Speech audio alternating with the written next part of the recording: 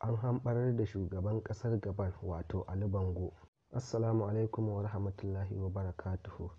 Sojojin Gabon sun hamɓarar da shugaban ƙasar Gabon ɗin wato Ali Bongo, wannan aka yi zaben shi a satin da ya gabata. Wato shi dai Ali Bongo ya zama shugaban ƙasar Gabon ne tun 2009. 2009 ne da baban shi ya rasu, wato Umar Bongo shine ya gaje shi. Yana neman wa'adi na uku kenan, yanzu kuma gashi sojojin ƙasar sun hamɓarar da shi. Sanyin safiyar nan ne dai muka gano Gabon an tafka juyin mulki sakamakon zaben da aka yi. Sun ce sam bai kamata ba, ana zargin shi shugaban ƙasar na kai ya tafka maguɗi a zaben da ya gabata.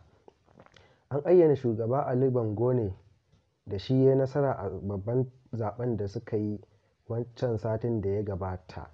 A halin da ake ciki dai shi Ali Bongo an mai ɗaurin talala yanzu haka. Yana kira ga abokansa shugabannin ƙasashen duniya akan su taimaka su zo su cece shi daga hannun wannan sojojin da suka karɓi mulkin Gabon ɗin.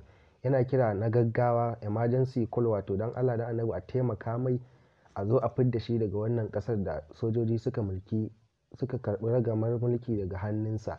Ya kira na gaggawa cewa sun mai ɗaurin talala ne, a halin da ake ciki da yanzu yana hannunsu. Don saboda ɗazuma ya yi magana akan shugabannin ƙasashen waje da na Afirka wanda suke maƙotaka da shi, abokansa, don Allah da Annabi su taimaka su zo su cece shi daga hannun wannan sojoji da suka yi mai juyin mulki. Wato Gabon ma dai za a iya cewa ta shigo rukunin ƙasashen da sojoji suke mulkarta a nahiyar Afirka. Wato ƙasashe 7 ne wanda sojoji suke hannunta. Wato akwai Mali, akwai Burkina Faso, akwai Chadi, akwai Guinea, sai kuma Gabon ɗin da yanzu ita ma aka hamɓarar da ita. Sai kwanaki wata ɗaya kenan da ta wuce sojojin Nijar su ma suka hamɓarar da shugaban ƙasar Bazoum wadda yake kai a yanzu. Yanzu dai ƙasashe 7 ne cif wadda suke hannun mulkin soja a nahiyar Afirka nan. Ko wane dalili ne ya sa sojoji suke hamɓarar da shugabannin ƙasashen Afirka ba mu tabbatar ba, amma dai muna bincike don me yasa ake hamɓarar da shugabannin ƙasashen Afirka. Shin rashin adalci ne ya sa su suke hamɓarar da shugaban ƙasa in yana kai, koko dai kawai ra'ayinsu ne ya sa, ko kuma suna so sun ga ya gaza abin da suke so yi wa ƙasar ne ya sa suke juyin mulki, koko dai yaya?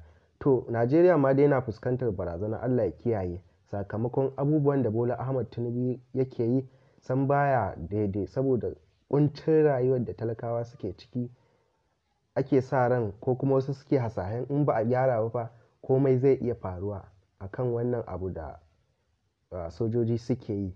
Yanzu dai Ali Bongo na shugaban ƙasar Gabon yana hannun sojoji. Tun yau sanyin safiya aka hamɓarar da gwamnatinsa. Yanzu haka ma dai yana tsare, sun mai ɗaurin talala. Shine yake kira ga shugabannin duniya su zo su taimake shi, ko in ce su cece shi daga hannun wannan shugabannin da suka hamɓarar da shi na mulkin soja. Ali Bongo dai karo na uku kenan, karo na uku ya fito zaɓe kuma yana ci. Wannan karan ma kuma shi ya ci zaɓen. Sakamakon macin zaɓen nashi ne suke ganin kamar an tafka maguɗi a zaɓen, shine suka hamɓarar da shi, suka ce sam wannan mulki da aka yi, wannan zaɓe da aka yi bai cancanta ba. Kar ku manta ku danna mana subscribe a Amaka TV. Mun gode.